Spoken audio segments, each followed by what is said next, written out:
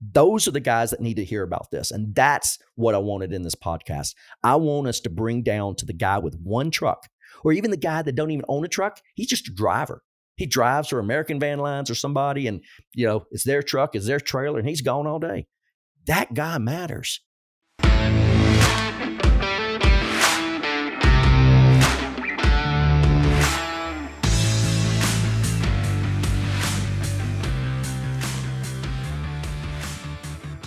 Welcome to the first edition of the ProMiles podcast featuring my partner, Tony Stroncheck.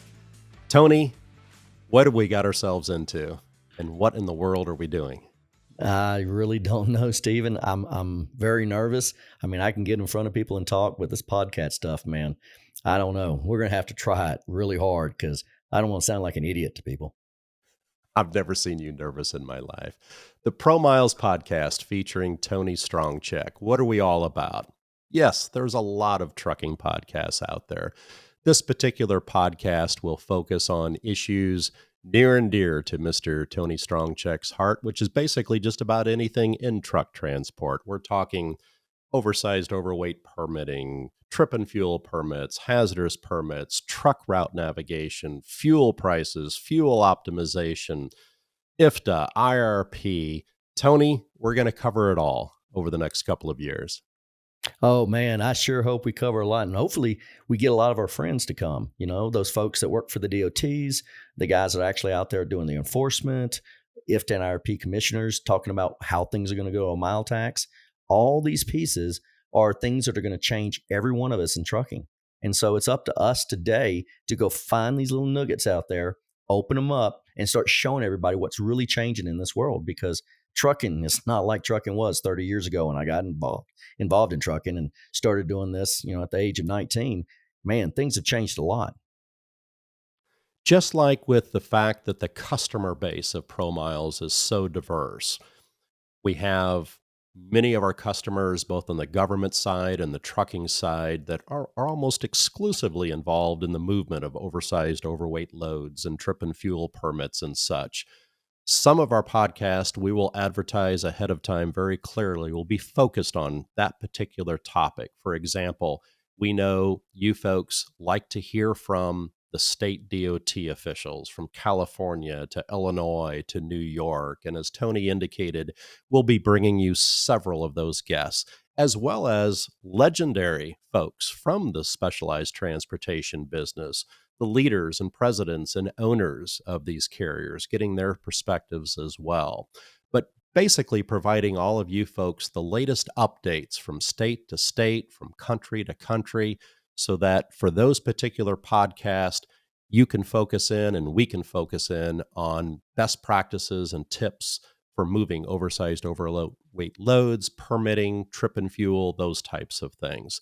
But before we cover this particular podcast topic, Tony, your history and ProMiles history, first on the oversized load and the permitting aspect.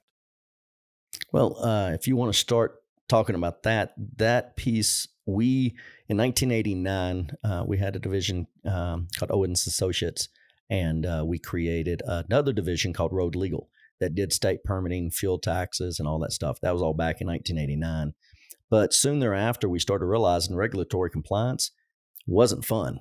It's a lot of work. It's a lot of information, a lot to comprehend. And so I want to do something a lot cooler, to be honest with you. I said, let's quit doing fuel tax, and why don't we go out there and build this cool mapping routing system and try to route these trucks. And if you can remember back to 1989, there wasn't any routing systems. There was nothing out there to really help these truckers inside that cab know where to go from point A to point B. They brought up their old Rand McNally Atlas is what they did, or their state DOT map, and that's what they kind of followed. And that data back in 89 and 90, it really sucked. The data that the government had to deliver to all of us was so out of date, wrong. They don't know where all the bridges are actually located at. They don't even know what the heights are. And so once we really got into the mapping, we started realizing that the regulatory compliance end of this is where we really need to stick. And so at that point, we decided to go ahead and start working with jurisdictions of asking them, what do you need in a routing solution? What do you need to make sure these fleets and everybody are in compliance? But the one group, Stephen, I don't want to forget about throughout all of this is the driver. Okay. I don't care how smart our CEOs are running these fleets, the presidents, the marketing, the sales. It all comes down to that guy driving that truck, moving the load from point A to point B and doing it safely and doing it, without any kind of issues or problems or accidents. But to get to that destination on time or ahead of time, to do this, regulations around permitting is just, there's so much regulations. So for any driver to really understand the beginning and end of this whole process, that's where the challenge is. And we can sit there and we can move paper back here at the office, but to move a 250,000 pound load safely throughout a city across the country, dude, that's fun. That is what my partner finally said. I'm having a lot of fun doing this mapping and routing because I can route them load up to 2 million pounds now through our routing system. And that's what we call specialized transportation. And again, we'll be focusing entire podcast on that particular subject, again, with state DOT officials and law enforcement officials from all the key states that you all want to hear from in the coming weeks and months. But today, for part one podcast, we're going to focus on the many other aspects of the trucking industry that ProMiles focuses on: truck navigation, IFTA, IRP, fuel pricing, fuel optimization, truck stops, those types of things. And that's where we're going to focus today. But before we do that, Tony, because this is our first podcast, tell us briefly the crazy, interesting story of Tony Stroncheck and ProMiles. All I can tell you is it all started in '89 on St. Patrick's Day when I went to New York City and drank a little bit too many Heinekens. Got back to the college dorm, uh, fell asleep, woke up a week later in the hospital with 38 bones broken in my body. At that point, my life changed. The doctors told me I'd never walk again. The doctor said that, he's probably have to amputate my left leg. During the 18 hours worth of surgeries, not only did they rebuild my leg, but they restructured my face. And so for you folks that don't have the privilege to see me on screen at the moment, I'm a sexy looking guy. So the guy that worked on my nose did a hell of a job. I look a lot better now than I did before I went out the building. But, the key there is you can do anything you want to in life. Anything. I don't care what it is. You can be a doctor. You could be the president. Look at the presidents we've had. We could be a president. Okay. I know that. I also know that if we wanted to, we can change this industry. And that was my focus in 1989, was to do something different and to do things that never were done before and to prove people wrong. It was not only, I would say, 30 days, 60 days, something like that into after my accident, that not only did I start walking, I wobbled. Within about 2 months later, I could run with a wobble. So you can do anything, you just have to set your mind to it. And when I saw the fragmentation of transportation when it comes to one state versus the other, how do we bring these together? How do we make this state and this state communicate and know what each other's going to do so that when they do issue permits or they do regulation changes, they understand the needs of those fleets coming across that border? So in the long run, every day in this business, we learn something new. So for the last 32 years, we listened a lot. We listened to drivers. We listened to fleets. We listened to law enforcement. We've listened to the state DOT representatives that we work with, the guys that manage and put these permits and everything together, the guys that determine what routes you can and cannot take depending on the commodity. All this information is out there. The problem is it's very difficult to find. We had to go out and actually pull municipal code back in the late 80s, early 90s from not only the state, but all the cities, the counties, even little townships and villages that had the information available. We had to go capture this. Municipal code is text. There's not a lot of maps. There's not, here's a map, here's what's restricted. No, you have to read thousands and thousands and thousands of pages of documentation that, number one, is probably out of date. Number two, may not be that correct. But it was the basis for us back in the late 80s, early 90s to build the most complex routing solution ever. We have more data attributes on our road segments than anybody else in this country. Why? Because we work both public and private sector both. By working with the governments, we can help educate them. What does the fleets need? What are they looking for? And on the flip side, we can also tell the fleets, what's the government expecting out of this? What do you need from the government? And we'll be that conduit between the industry and the government to make sure that we understand and that we educate the listeners out there and let them understand how in the world do you get that load from point A to point B safely, accurately, and make damn sure that you don't hit nobody, that you don't hit a bridge, that you don't cause an accident that takes someone's life. When you're in an 18-wheeler and you've got a full load, even at a legal 80,000 gross weight, you've got a bomb. That is the biggest bomb you could ever imagine driving. Could you imagine sitting there and getting nailed in the rear of your car with an 18-wheeler at 80,000 pounds?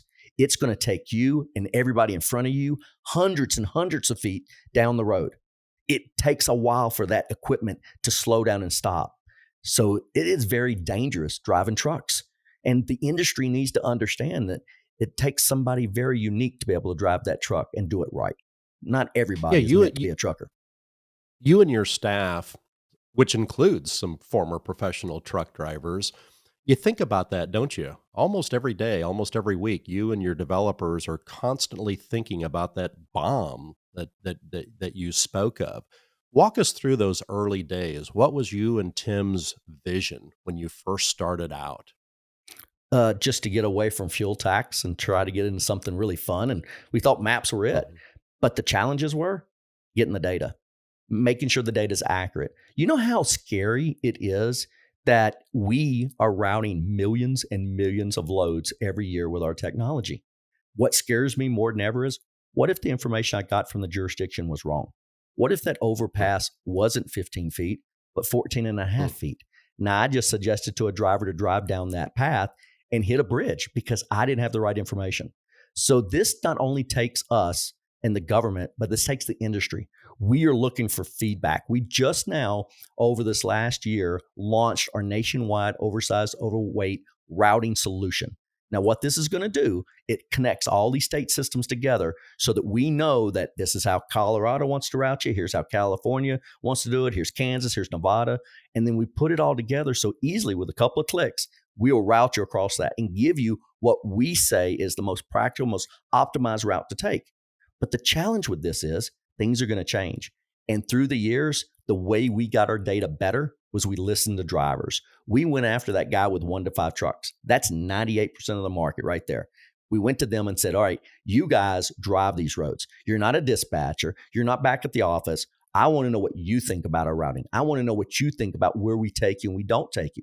And trust me, for years, we got phone calls almost every day. Why are you taking me down this road? I don't like that road. That road is too bumpy. It's got too many potholes and everything else. And when I'm hauling glass, that is not a place you want to drive down. So I want to detour. I want to go around this. But if you listen to these folks, you'll understand what they go through each day. And all we try to do is find solutions.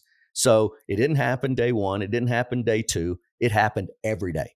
Every day we turned around, we added a feature, we added functionality, we corrected, we updated things based on, we had 500 drivers say, this is the best route we want to take. Then we'll take our technology and force it to go down that route. The other thing that's important here to understand, we are now routing as of the first quarter next year, we will have over 50% of all permits out there for oversized overweight and some trip and fuel and a bunch of others. We are processing on behalf of those DOTs. So we're connected directly to them. So if they go into the system and they click on a road segment and they add an attribute or a restriction to that segment, every permit they've had issued that's going to go across that gets rerouted and reissued immediately. Okay. We know the day that they click and they make that modification in the system, we start taking that information in effect right then. We don't wait to validate. We don't wait 6 months or a year to do another map build. No, this is real time. Not only that, there's situations where these states are building new roads in our system. They can draw and build those roads out. But again, it's the connectivity. It's bringing all these pieces together into one thing to say, hey, I'm going to help make better decisions for you. I'll help you quote. I'll help you route. I'll help you even do route surveys we're working on. There's so much that can be done. But the most important part of this was in 32 years, I still feel we're not perfect. We still have a lot of mhm. things we need to make better. But I will tell you, I never dreamed 32 years ago where this industry would be at today. I always knew autonomous vehicles were coming. I always knew electricity was going to take over some things and, drive a Tesla, you're going to have electric, you got charging stations to deal with. This is a major complexity that we're going to have to figure out. Because guess what? If you're not burning fuel, how does the states get their money for the taxes? I mean, right now, they're not even making enough money collecting tax. So the Yeah. challenge is Before it never changes. before we move off of truck routing, you've heard me before in my history with the Illinois Department of Transportation. Sorry about that, Stephen. I had to have a drink. Of course, you had to have a drink. In my history of Illinois Department of Transportation, the Specialized Carriers and Rigging Association, and you've heard me complain about this.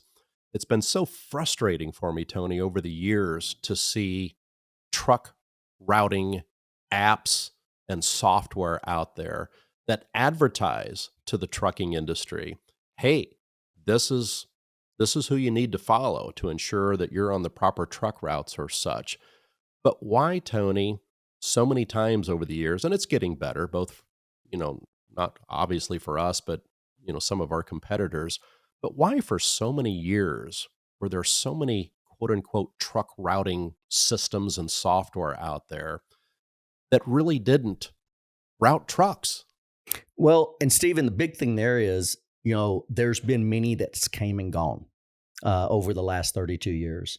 More are coming about today than they ever have, because collecting map data for cars is not as hard as it was for the U.S. Census Bureau and us and everybody else to hand draw these maps out years ago. Because you got to understand, the way we did this is we took DOT maps, cut them in 12-inch squares, and this was back in 91, 92. And we would literally have a digitizing tablet plugged into our computer. And that tablet had a little pin to it. So you take the little pin, you could click on an intersection on the tablet on the map. You look at the screen, and we build a technology so the map's on the screen. You then use your mouse, click on the screen where it's at. You click the next intersection, you do the same thing. Then after that, you take and put a bunch of dots to follow that road. And we would draw those roads out. And then we would look at the distance the map claimed it was. If we were off, let's say half a mile, all we have to do is take one of those points, adjust it just slightly to recalculate. Now it's a half a mile. So we took a lot of time and a lot of years putting this together. Technology is getting better. You got Google, you got Apple, you got Microsoft, you got MapQuest, you got these, products out there designed for the consumer, right? Well, your truck, my car, my van, they all can go different places. So what you've got to understand is, these consumer mapping products do a really good job today mapping people out, showing you where the roads are at.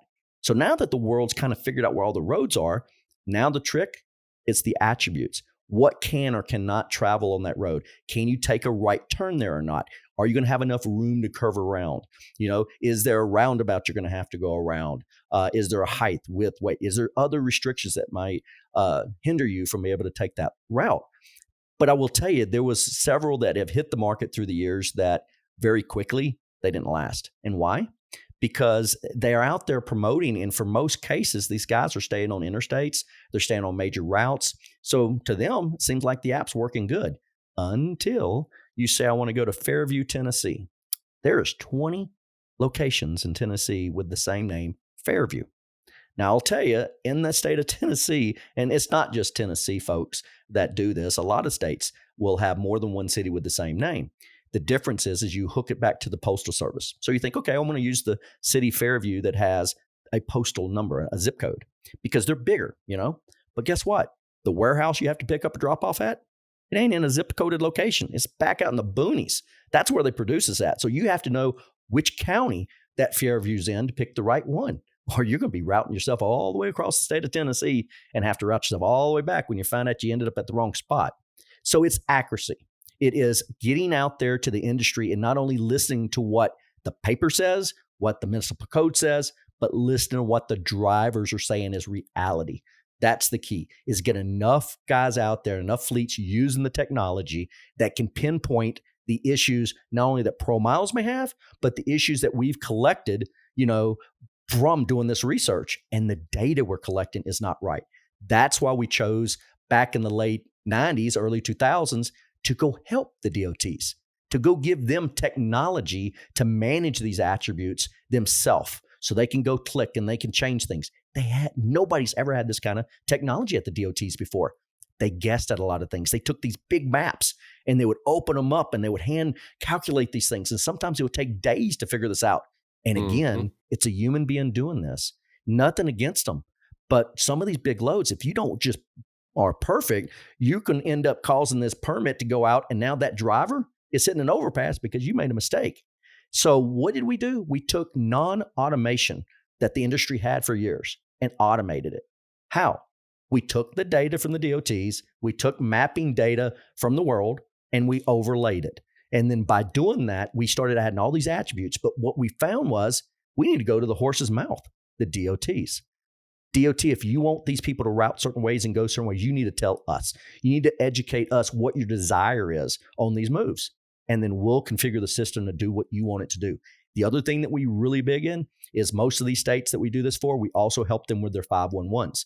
That's road construction, road closures, and things like that we have to keep up by the day. So every day we get updates from jurisdictions. We implement those updates into the system that we know are going to take effect tomorrow. That way we're ahead of the schedule. No other routing or mileage package in the industry can do anything like this. And speaking of drivers, you mentioned earlier, I'm so looking forward, Tony. Future podcast, as you hinted at, we're going to be bringing professional drivers onto the podcast, and I'm looking forward to watching them interact with you. And they discuss from their perspective, you discuss from your perspective. But before we leave the topic, another subject of great interest to drivers these days and all carriers is fuel. Yes. Fuel has played a huge, huge part in ProMiles history over the years. Tell us about it. Well, back in the mid 90s, as we started deploying our application to the IFTA and IRP jurisdictions for them to use to audit your fuel tax and your mile tax and those kind of things, we started, really looking at how can we simplify this process. And by the way, I just lost every train of thought I had, just went right out my ear. So that never happens, but those of us that know you know a new one just filled the gap right behind it. It did, and I probably shouldn't talk about that one. But the key is, Stephen, is the complexity of doing this. It isn't easy. It's very time consuming, cost us millions and millions of dollars every year, but we still have a long ways to go. We have to educate the DOTs. We've got to educate the drivers, the fleets, and somehow get them all to understand the same theme, the same methodology. And if you can do this, it takes time. But that fuel that you were missing, fuel is always or has been over the last many years up to the number one expense for a trucking company. And as you can see right now, fuel's anywhere between, $3.50 to almost $7 a gallon. Okay. And when you look at trucks getting an average about 7 miles to the gallon nowadays, it doesn't take, too much math to know that, oh my gosh, these guys are buying a lot of fuel. Well, what's complex with the fuel tax out there is when you go to a truck stop and you pump your tank of fuel, when you look at that, there's multiple taxes that you're charged. You're charged a federal tax, you're charged a state tax, you're also in some cases charged a county tax, a city tax, and in some cases even what they call a cleanup fee. And what that is let's say they had an accident where an oil spill happened in a jurisdiction. The jurisdiction calls out, get a group to come in, they clean up the oil spill, dig up the dirt, haul it off, bring new dirt in, do everything they have to do. And they spent $150,000 cleaning this mess up. Now, at this point, for them to recover that money, unless they can get it directly from the fleet and what caused the accident, a lot of times they'll add what they call a cleanup fee. Could be a tenth of a penny. It could be a penny a gallon. But they're going to leave it out there until they collect enough of that money to pay back that investment that investment they made in that cleanup. So fuel is very complex, and it's just going to get more complex. The one thing you look at is if you can know every truck stop on your route before you go, and if you knew what all their fuel prices were, you can make a much better determination of, I want to stop here and fuel. I also know they have a Wendy's, so I'm going to have a good burger there while I'm there. And they've got a game room. So I got 3 hours to blow anyway. On my rest, I'm going to go play some video games, or I'm going to go take a shower, do my laundry, look up for that next load. Truck stops are the home away from home for those truckers. But the thing that those truckers hate is that pumping that fuel. Because every time they pump every gallon, That's money going right out. And as that fuel price goes up, then their fees have to go up. Now you've got to argue with the shipper over what should I charge? Why should I charge this? So you've got things like fuel surcharges, like fuelsurchargeindex.org that we've got that builds the route, takes every truck stop on that route, takes the average of all those added together, divided up, and says, well, that's the average price of fuel on that route. That is what your surcharge should be based off of, not a national average that's over 400 truck stops, not a pad, which may just be California. No, this is reality. This is what you ran. This is what the fuel really cost. Yes, Mr. Shipper, I cannot control the fuel cost. I can't. I don't own the fuel companies. I don't own the truck stops. I can control my drivers, what I pay my drivers. I can kind of control insurance and a few other things that are pretty static. But because fuel goes up and down every single day, and sometimes it'll go up 15 cents, drop 15 cents, that's going to make a big change. So if you do your fuel surcharge on a Monday, when DOE announces here's the magic number, well, 3 days later, what if fuel goes up? The carrier loses. What if the fuel goes down? The shipper loses. So at the end of the day, you need numbers daily and you need them route specific. And what we have done is we have over 19,000 diesel locations on our database. And there's close to about 6,000 major truck stops that are big truck stops. Your trucks can pull in, your trucks can pull out, they have parking spaces and everything else. But to collect this data, it's taken us years to get the connections. So as people swipe that fuel card, I'm getting a snapshot. Those truck stops are sending me that data direct through API. We're also going to the website, scraping the data. Why? Because fuel, you need to know. You need to know before you get there that, hey, truck stop across the street still 10 cents cheaper. Why stop where you're going to stop? Go across the street and save that 10 cents. So fuel is just Tony, tremendous. yeah, speaking of IFTA, I'm very excited to have you share with our listeners some very special guests that we're going to feature throughout the year, several visits. In the industry I come from, trade associations, some carriers are able to afford to send their executives to these conferences, but you're always thinking about the driver and the owner operators. And those guys, with the exception probably of Matt's, and even then, they don't have the time to get to these conferences throughout the year. So one of the things I'm so excited about the ProMiles podcast featuring you, Tony Stroncheck, is we're going to bring the same information that is delivered at these national meetings and those types of things. We're going to bring them right to this podcast. Tell our listeners, Tony, about our special guests we're going to feature throughout the year from IFTA. Well, you've got the main guy that runs all of IFTA Incorporated, Carmen, and we've also got Rick LaRose that worked for us for several years that is now Carmen's sidekick. And, things are changing around the fuel tax world. If you haven't heard, the state of Connecticut is going to be the first state to implement a mile tax over the last 35 years. Okay. If anything, 35 years ago, they were trying to get rid of mile taxes and go just to a fuel tax. Well, they realized they were wrong, and we don't make enough money off of fuel to be able to compensate the amount of money that's going to need to cover all the repairs, the bridge repairs, the new builds, everything else. It's just too much. So what's been happening over the last probably 20 years was they've been trying to find a way to collect money based on the miles that you've actually moved. So if you ran a lot of miles, let's say you do 150,000 miles a year, the next guy only does 100,000 miles a year. Well, you've used those roads up a lot more than he did. The thing in the past is, well, we can catch it on fuel. They got to buy fuel, But imagine you got 300-gallon tank capacity in that truck, 150-gallon tank on both sides. You're getting 7 miles to the gallon. So 300 gallons at 7 miles, that's 2,100 miles. You could literally drive across Texas and New Mexico and even Arizona without buying fuel. So, but you use the roads. So the complexity of this has been with IFTA and them, how do we do this and be fair to the drivers and be fair to the government? And so what they finally came to is we need to come up with a nationwide mile tax. We need a way to track every mile that everybody moves and then come back and basically bill you based on what you did. And so I think it's a fair method to do, but man, it's going to be complicated. How do you get the data? How do you process the data? How do you put it in? Well, IFTA has been working on this for a long time. They've been waiting for the industry to accept these changes. And because electronic vehicles, natural gas, and all these other kind of vehicle-powered units are being built out there, it's taken away our fuel tax. It's taken away all that money but you're still moving across the roads. You're still wearing those roads out. And so in my mind, you've got to really understand that one day you're going to be taxed for every mile you move.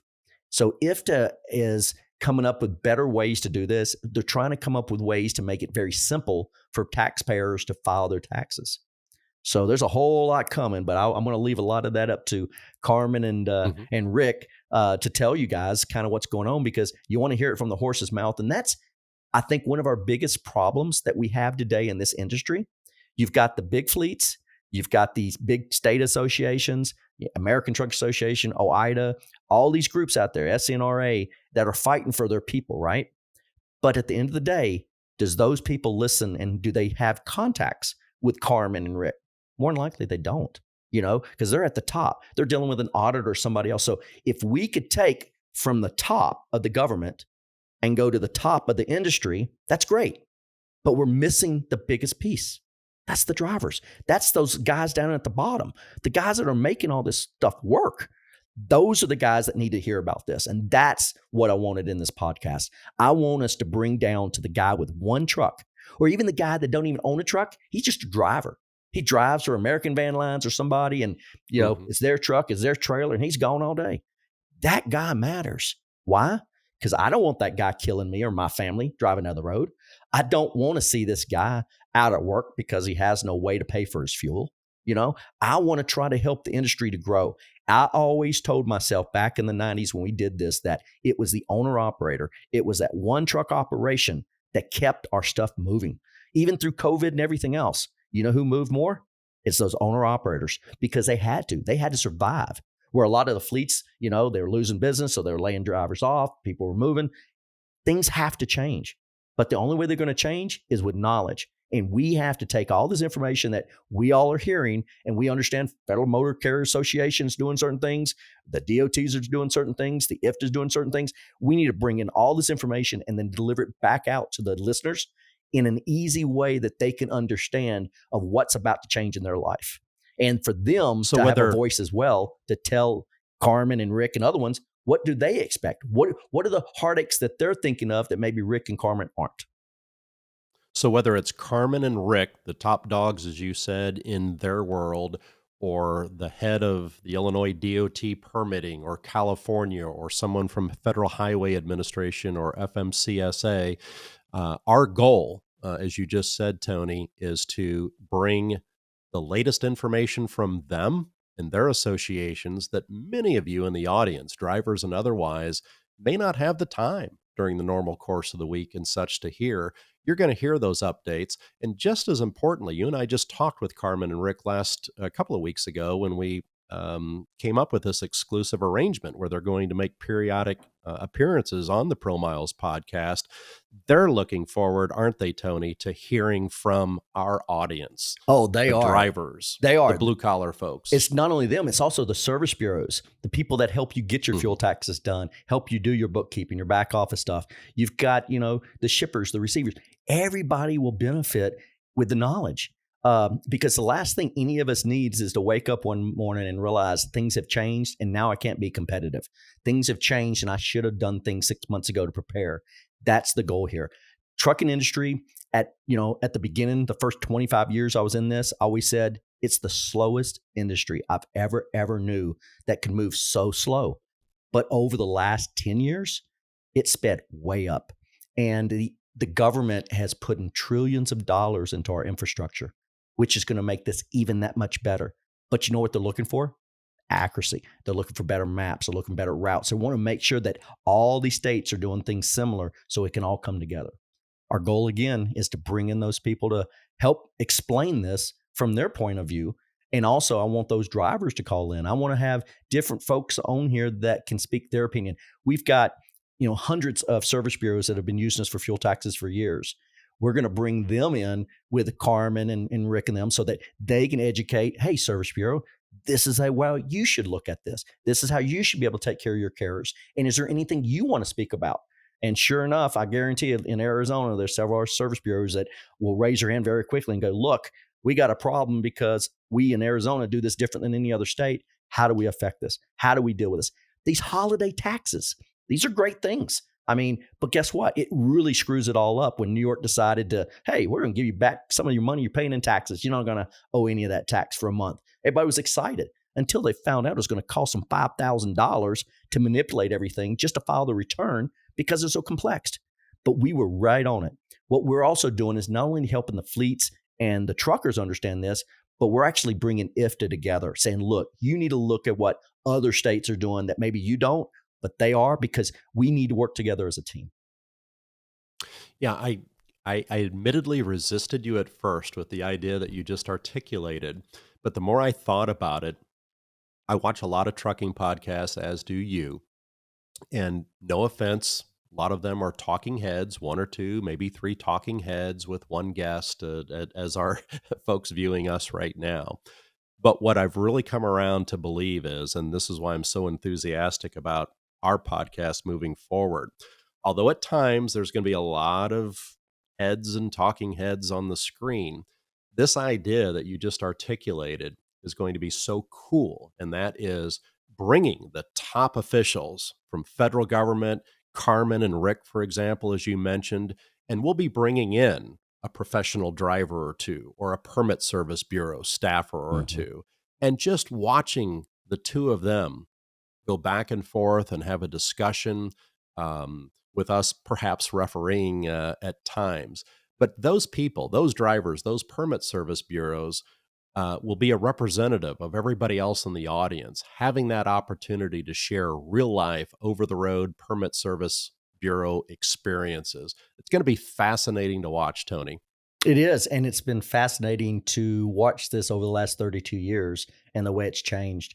I mean, I can remember when we first started doing this, you had to get your permits, you literally had to get a license plate for almost all the different states you traveled. So back then, back in the 80s and 90s, you look on the front of a truck, they could have 8 or 9 different plates on the front of that truck. Now there's only one apportion plate. They have found ways to simplify the processes, but within that piece, they really needed GPS. They really needed the satellite tracking pieces in here to do the validation and the balancing and the checks. Technology with ELD providers, which we integrate today with over 65 of the ELD providers in the market, which is all the majors, by taking the GPS data from them, pre-auditing the fuel tax as we build all the trips using that information, so that when you go to file your returns, you're pretty confident that when that audit comes, which will, you're going to be okay in that audit. Why? Because I just ran the same data the auditors are going to run the same way. And so the audit should come back pretty much perfect. But again, the key here is to communicate with the jurisdictions back to us and back to these people, like this holiday tax again. Nobody had any idea what was going to happen. IFTA was confused, the states were confused. And when you have to have your state, let's say Texas, here's an IFTA return that lists all the jurisdictions on it, and you got to put in all the data. But this New York decides to give you a discount. But this form isn't designed for that discount. So if you take the numbers away, it's not going to add up. The state rejects your IFTA return. Now you got to file an IFTA return amendment to correct it. Where in reality, New York messed this all up. Why? Because New York didn't understand the impact. But by the time it was over, New York went, man, I wish we would have talked before I'd made my decision, because we would have done something like a split tax rate. We would have done something similar that the jurisdictions have done in the past to move forward. But they had no idea who to even call. But the ironic part was they called us. They said, hey, you got a lot of service bureaus and a lot of fleets you file for. How do you think this will impact your fleets? And when we opened their eyes to the reality of how things really work, they didn't have time to change. So third quarter or second quarter of this year was a mess. Third quarter was even a bigger mess. But I think we've learned. And I think, again, your IFTA community of not only the board members of IFTA, but we're on the industry side of IFTA on that board. So we bring both industry along with the government together to make some of these discussions, to make sure that we're not blindsided like we've been over the years, and that everybody really understands the right outcome that we're all anxious to get to. Unless anyone think that the ProMiles podcast featuring Tony Stroncheck will have its head in the sand when it comes to diesel and such, when we bring Carmen and Rick on and other guests, Tony, they'll be well prepared to discuss their very latest thoughts and behind the scenes discussions as to the transition that we're all about to go into, and that is from fuel to electricity to hydrogen and such, correct? That is very correct. And the goal there is they need this badly at IFTA. And we have been IFTA's major event sponsor every year for as long as I can remember. We've been attending their conferences since the day they started having a conference. We also have brought in a lot of the industry ELD providers to present at their conference so that the IFTA and IRP community can actually understand what is a truck really look like on the inside. What does these devices look like? Because a lot of these jurisdictions, when GPS came around, they were scared. They didn't understand it. These are mathematicians. These are accountant type people. Okay, they're not map people. So they didn't quite understand how this GPS really worked. They were scared that the industry was going to screw the government over. They're going to fake all this information. So trust me, trying to fake your GPS data can be done, but you got to be Hmm. pretty darn smart to do it. And you've got to Yeah. also tie this back into the ELD device that does track your logs and your hours of service, because the states are getting a lot smarter. So if you have a mile tax to file and you file an IFTA return as well, your IFTA says you went 1,000 miles. Well, that mile tax better say you went 1,000 miles. If it doesn't jive, boom, here comes an audit, and they'll be right after you. And to your point, there's a lot of rhetoric going on out there, right? With regards to diesel and electricity and hydrogen and what's going to happen next. And to our point earlier with our podcast in the future, there's so much being said, so much hyperbole going on. What we're going to do, Tony, is bring the folks that are actually making those decisions with input from industry. Yep. We're going to bring them to the table so that hopefully they can very calmly and systematically, and most importantly, accurately share with our audience what is and isn't happening in this transition that we're discussing, and more importantly, when it's going to happen. Yeah, I'll tell you, the biggest challenge in transportation is that communication, taking it from the very top to the bottom. Uh, it takes a lot of time, a lot of money, a lot of resources to educate folks. The difference now is due to things like this, these podcasts and these kind of venues that they can attend. It's given them the opportunity to speak their thoughts and listen to the industry from that side, where most of the time they never ever get that opportunity. And so I know we're excited about it, but I know the Federal Highway Administration, I know that the DOTs, IFTA and IRP, I know our service bureaus, our permit services that we're dealing with, all these groups are very anxious to bring this all together so that every time they turn around, they can be watching or listening to our podcast, and they're going to get the top updated news, what's happening, probably even before the newspapers get it, the publications get it, or anything else, because we work directly with these guys at the government level to build new technology, to lay out new regulations based on what we're doing and what our plans are in the future. The more that we can tie in GPS, the better this is going to be for everybody, because I think more accurately will calculate what your liabilities are, and you will be able to pre-audit this data before you even file. And then once it's filed, the chance is that you may never get audited. Why? Because you're filing all your data to file that tax. They've got all the audit information right at hand at the moment of filing. And if we do this over the next few years, this is going to simplify, because today less than 1% of IFTA, issuers, people that actually have an IFTA license, get audited every year. Less than 1%. So that means there's 99% of the industry that's just running crazy out there, and nobody knows if they're doing it right or wrong. Nobody. And so bringing transparency, bringing, visibility to things, and to educate the driver how their life's going to be affected in 6 months is important, because he needs to change his agreements with his shippers and receivers to take into account the additional cost it's going to cost him to do these things. Just like ELD. ELD is a great thing. I'm glad they came out with it. I'm glad trucks have them in the truck now, Mhm. but it was hard and it cost a lot of money. The number of fleets I've watched go from one ELD provider to the next, to the next, to the next, to find that next little shiny object to go to. But sometimes when you move, it's not a good move. You went to somebody not as good as the one you had. How do they know? Again, I want to bring the ELD providers on these calls. I want them to talk about where they're heading in the future. People like Omnitrax, people like Trimble, people like WebTech Wireless. There's tons of these groups. Keep Trucking. All these groups out there all have their niches. They have their own business design and focus. But there's so much more needs to be done. It's the communication from truck to truck so that we can actually know that if truck one down the road detects something, it notifies all the trucks behind them that, hey, you better slow down up here. Here's what's happening. That's where the government is trying to bring this to know everything. Because imagine, Stephen, autonomous vehicles. What's the DOT going to do, the enforcement, if in the middle of Dallas there's a wreck, a bridge collapse, anything happens in Dallas, and all those trucks and cars on that road must be detoured around to get away from there, right? If it's a truck that has nobody in it, and you go bang on that door and you look, there's nobody in the truck, you can't tell them where to go. So somehow the DOTs need a way to communicate this back to those autonomous vehicle companies to say, hey, Mr. ABC Trucking Company, you've got these 3 vehicles on this lane. Here's a new route they're going to need to take to best optimize to get you out of there as quick as possible and as safety as possible. But again, they're going to have to tell the fleet. The fleet then changes their system to tell this truck where to reroute. These are major challenges. This is what's slowing down autonomous right now. We need a way to make sure where all this equipment is physically at, because I guarantee you a guy with 5 trucks isn't going to be able to route, optimize around all this data without having an engineer. So let us and let the jurisdictions kind of help give you suggestions. Suggest to the industry, here's better routes, or here's the things we recommend you doing.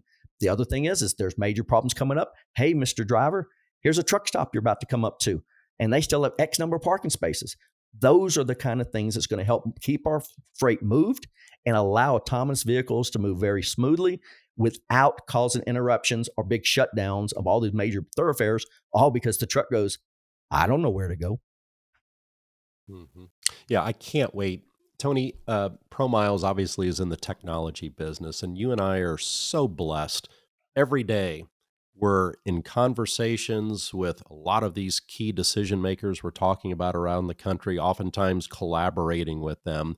You and I and the rest of the ProMiles staff, which will be featured on our podcast, we're in the know. And I don't say that arrogantly. We're in the know because it's in our business to be in the know. And I can't wait over the coming weeks and months to begin sharing many of those things that we do become aware of, new technologies that are coming down the road. I can't wait to share those with the drivers and the permit bureaus and the dispatchers who we're marketing this podcast to, the folks that don't have the time during the normal course of the week because you're so darn busy out there driving and dispatching and issuing permits. We talk to these people, we interact with them, we go to these conferences, and I can't wait, Tony, to share that with our audience. I agree, Stephen. And it's so much easier now to do this than it was even 5 years ago.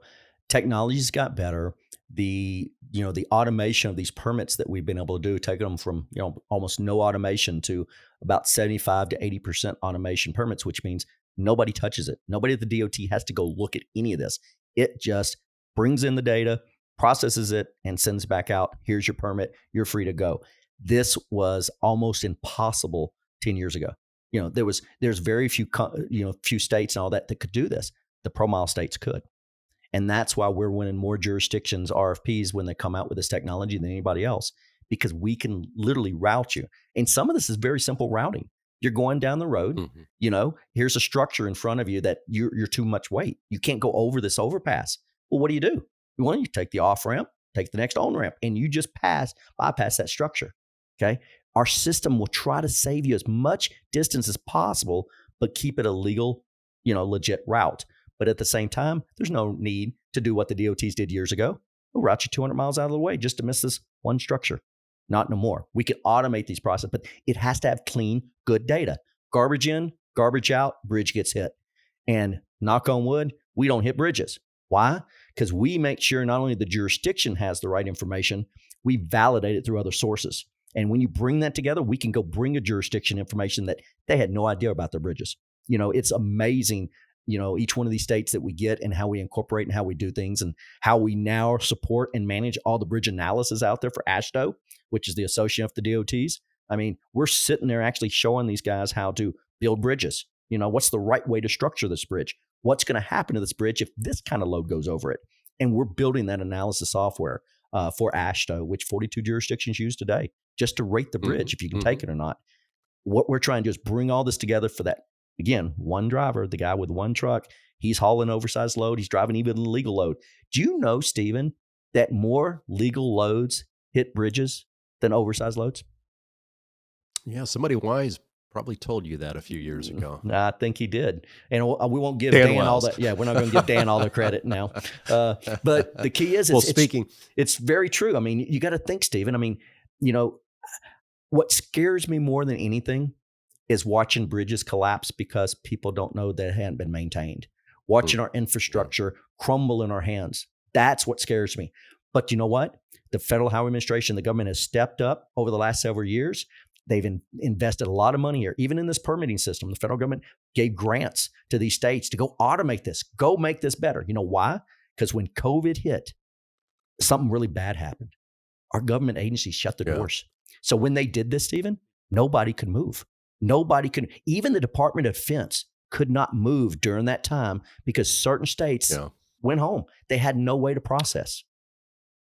I lived through one of those experiences, and I'll tell the long version in a later podcast, Tony, but you remember the infamous Minnesota bridge collapse of Yep. 10, 15 years ago. And I was at Illinois DOT at the time, and I can tell you, the day after that bridge collapsed, the world changed for Yep. all 50 state DOTs. I mean, emails and new policies came flooding down, and I have never seen bridge offices, ours and IDOT and others across the country, make such dramatic, sweeping changes. So, yes, those bridge collapses, the infamous Skagit Bridge collapse, which we'll talk about in future podcasts, those are life changing moments that we hope we don't see too often.